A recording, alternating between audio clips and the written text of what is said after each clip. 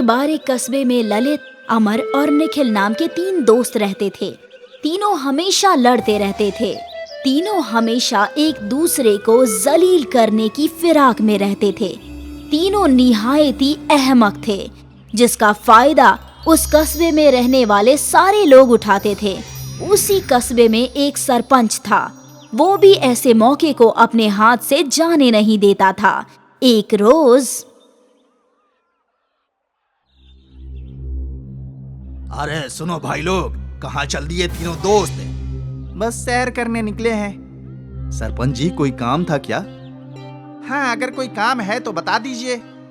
सरपंच उन तीनों को बुलाता है और कहता है, तुम तीनों में से कोई किसी से कम नहीं है, तो मैंने सोचा कि क्यों ना मैं भी जरा देखूं आज।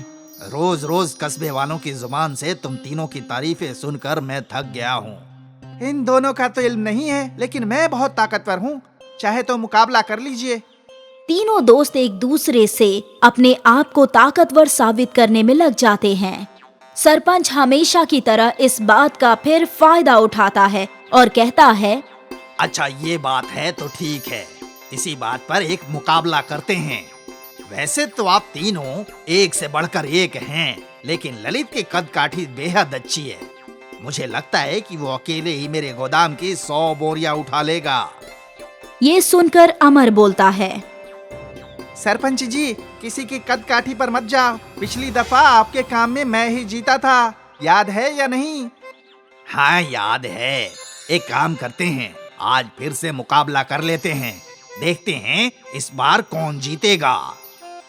तीनों दोस्त राजी हो जाते हैं। तीनों जल्दी जल्दी सारी बोरियां उठाना शुरू करते हैं और आखिर में अमर जीत जाता है। और अमर बोलता है, क्यों सरपंच साहब, देख लिया हम में से कौन ताकतवर है? आप तो ललित की तारीफ कर रहे थे, अब देख लिया ना, मैं ही ताकतवर हूँ। ऐसा बोलकर तीनों आपस में ही लड़ते हैं।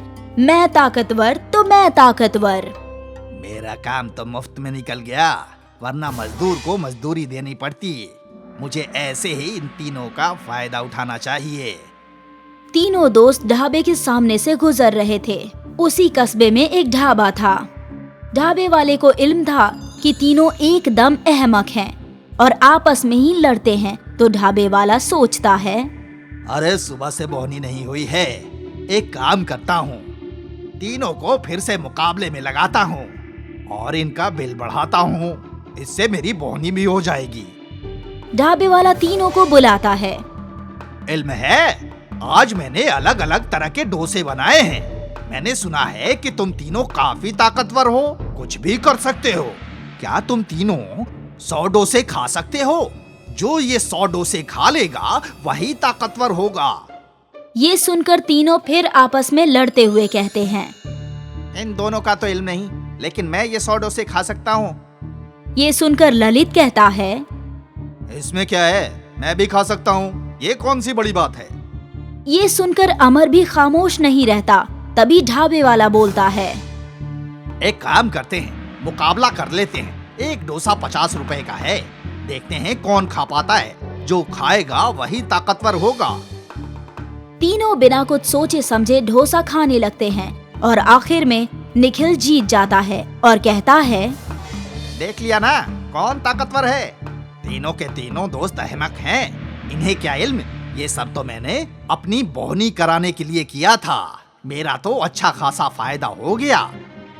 तीनों दोस्त के इस आदत का इल्म पूरे कस्बे को हो गया था और सभी इस तरह तीनों में मुकाबला कराकर अपना काम निकाल लेते थे। उसी कस्बे में एक पेड़ के नीचे कुछ लोग कोबरा को मार रहे होते हैं। तीनों पास जाते हैं और ललित कहता है, अरे 3-3 कोबरा, ये तुम सब इन कोबरा को मार क्यों रहे हो? दफा हो जाओ यहाँ से, वरना अभी तुम सबको पीटूंगा। ये सुनकर सारे लोग वहाँ से फरार हो जाते हैं। तभी तीनों कोबरा उन तीनों दोस्त का शुक्रिया अदा करते हैं और अपनी जान बचाने के बदले उन तीनों को कुछ भी मांगने को कहते हैं। तो एक काम करो, मुझे बहुत सारे सोने के बिस्किट चाहिए। क्या तुम भी? मांगा तो सोना। एक काम करो, मुझे बहुत सारे हीरे के जेवर चाहिए, जिन्हें फरोख्त कर मैं बहुत अमीर बन जाऊंगा। मैं यही देख रहा था कि तुम दोनों क्या मांगते हो। इसलिए मैं इंतजार कर रहा था। कोबरा, एक काम करो, मुझे सोने के बिस्किट और हीरे दोनों चाहिए। तभी ललित के सामने सोने के बिस्किट आ जाते हैं और अमर के पास बहुत सारे हीरे के जेवर आ जाते हैं और निखिल के पास सोने और हीरे के अंबार लग जाते हैं।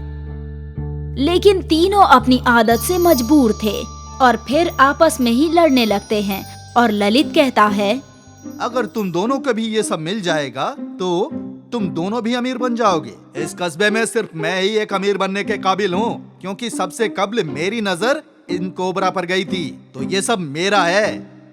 ये सुनकर निखिल और अमर भी लड़ने लगते हैं और अमर कहता है, एक काम करते हैं, एक मुकाबला कर लेते हैं। हमारे कस्बे के जंगल के पास जो सबसे कबल पहुंच जाएगा वही इन सब का मालिक होगा।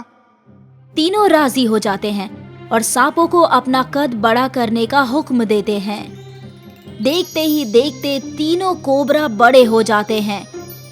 वो तीनों कोबरा पर बैठ जाते हैं और जंगल की जानिब दौड़ने लगते हैं।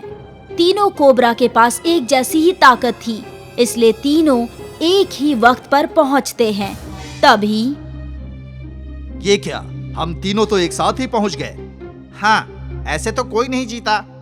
तुम दोनों छोड़ो और ये सब मुझे दे दो, क्योंकि सबसे कबल मैंने ही कोबरा को देखा था।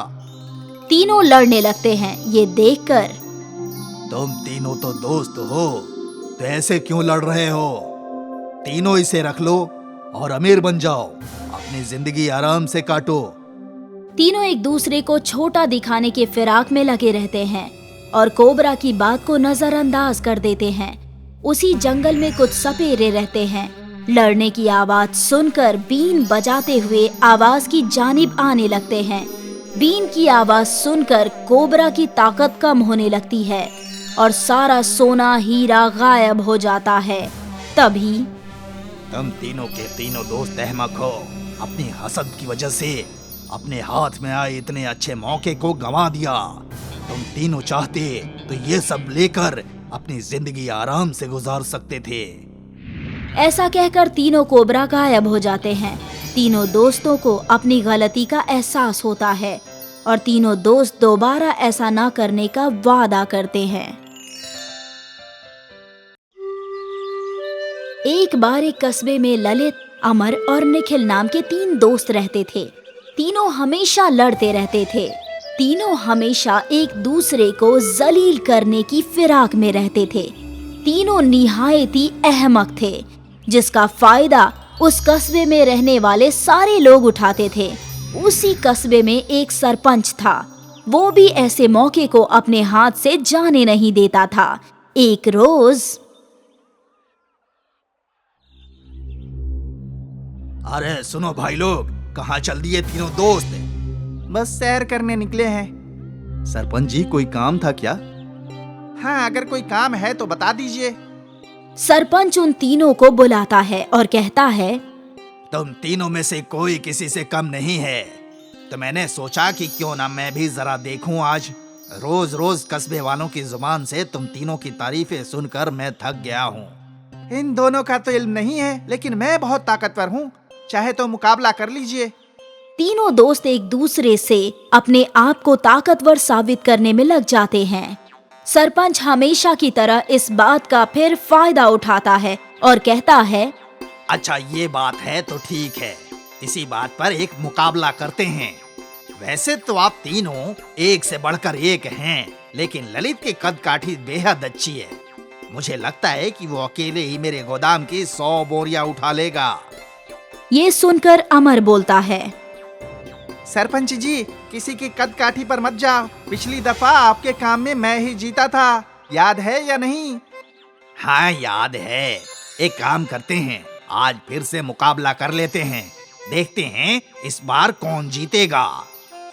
तीनों दोस्त राजी हो जाते हैं। तीनों जल्दी जल्दी सारी बोरियां उठाना शुरू करते हैं और आखिर में अमर जीत जाता है और अमर बोलता है, क्यों सरपंच साहब, देख लिया हम में से कौन ताकतवर है? आप तो ललित की तारीफ कर रहे थे, अब देख लिया ना, मैं ही ताकतवर हूँ। ऐसा बोलकर तीनों आपस में ही लड़ते हैं।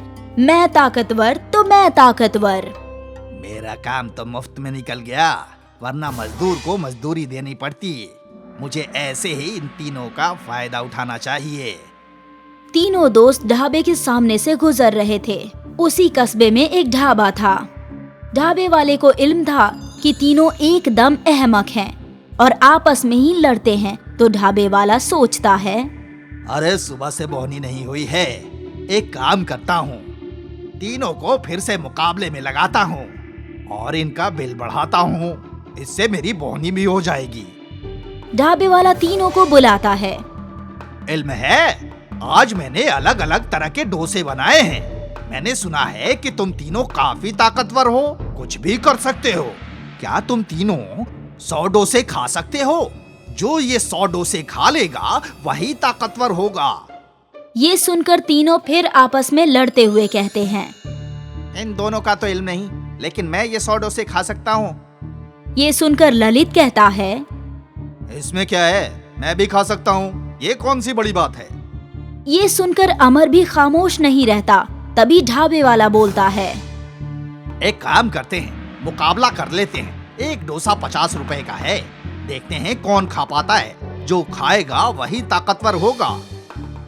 तीनों बिना कुछ सोचे समझे डोसा खाने लगते हैं और आखिर में निखिल जीत जाता है और कहता है, देख लिया ना कौन ताकतवर है। तीनों के तीनों दोस्त अहमक हैं, इन्हें क्या इल्म। ये सब तो मैंने अपनी बोहनी कराने के लिए किया था, मेरा तो अच्छा खासा फायदा हो गया। तीनों दोस्त के इस आदत का इल्म पूरे कस्बे को हो गया था और सभी इस तरह तीनों में मुकाबला कराकर अपना काम निकाल लेते थे। उसी कस्बे में एक पेड़ के नीचे कुछ लोग कोबरा को मार रहे होते हैं। तीनों पास जाते हैं और ललित कहता है, अरे 3-3 कोबरा, ये तुम सब इन कोबरा को मार क्यों रहे हो? दफा हो जाओ यहाँ से, वरना अभी तुम सबको पीटूंगा। ये सुनकर सारे लोग वहाँ से फरार हो जाते हैं। तभी तीनों कोबरा उन तीनों दोस्त का शुक्रिया अदा करते हैं और अपनी जान बचाने के बदले उन तीनों को कुछ भी मांगने को कहते हैं। तो एक काम करो, मुझे बहुत सारे सोने के बिस्किट चाहिए। क्या तुम भी? मांगा तो सोना। एक काम करो, मुझे बहुत सारे हीरे के जेवर चाहिए, जिन्हें फरोख्त कर मैं बहुत अमीर बन जाऊंगा। मैं यही देख रहा था कि तुम दोनों क्या मांगते हो, इसलिए मैं इंतजार कर रहा था।